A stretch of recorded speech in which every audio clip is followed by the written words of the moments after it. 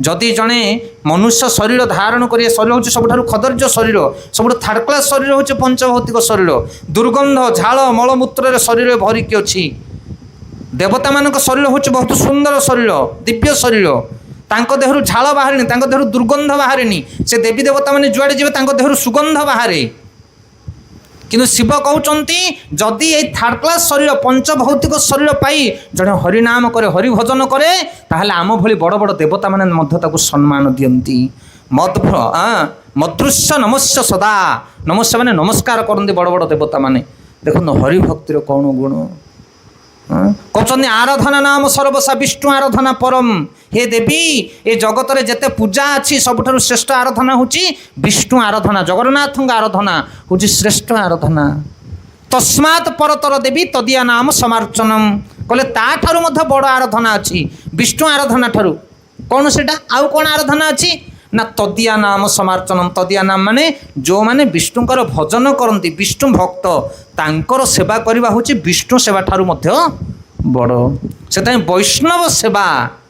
वैष्णव संग कले भगवान अतीव प्रसन्न हो जाती भगवान को लात मारिले भगवान सहीजे श्रीवत्स ब्राह्मण लात मारिला भगवान को भगवान सहीगले किंतु भक्त को आंगुठी देखेले भगवान बेकटा काटिदेवे हरिबोल भगवान एत भल पाती भक्त को दुर्वासा मुनि कथा अम्बरीश महाराज एत बड़ राजा अम्बरीश ये राजा सी ब्राह्मण ऋषि श्रेष्ठ सी आपण मैंने शुणी थे दुर्वासा अम्बरीश कथा अम्बरीश महाराज हाथ को जोड़िक रही हे ऋषिवर मोर जदि भूल हो मत क्षमा कर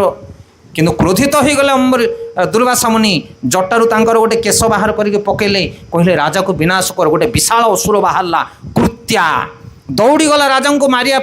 भगवान सुदर्शन चक्र को पठेले गोटे क्षण भितर से असुर को विनाश कला सुदर्शन आउ से सुदर्शन धाइला दुर्वासा मुनि पछरे दुर्वासा होचंदी शिवंकर अवतार देखो कहीं जड़े विषयी राजा आउ कहीं जड़े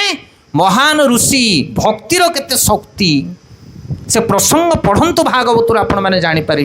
कि शरीर आम पाइचे पानी फटका भाया कौटी प्राण चलीज ठिकना नहीं किंतु मनुष्य जीवन पाइच टे हरिभजन कर देवता मैंने सालुट मारे तुमको हाँ एत महान कथा ये से हरिभजन करवा एत सहज कथा नुह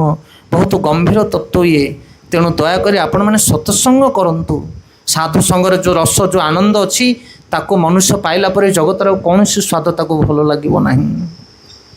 हरि नामे कि रस अच्छी पान कला लोक सीना जानी तेणु सत्संग करंतु साधु संगर मनुष्य जीवन परिवर्तन हो जाए गौर प्रेम।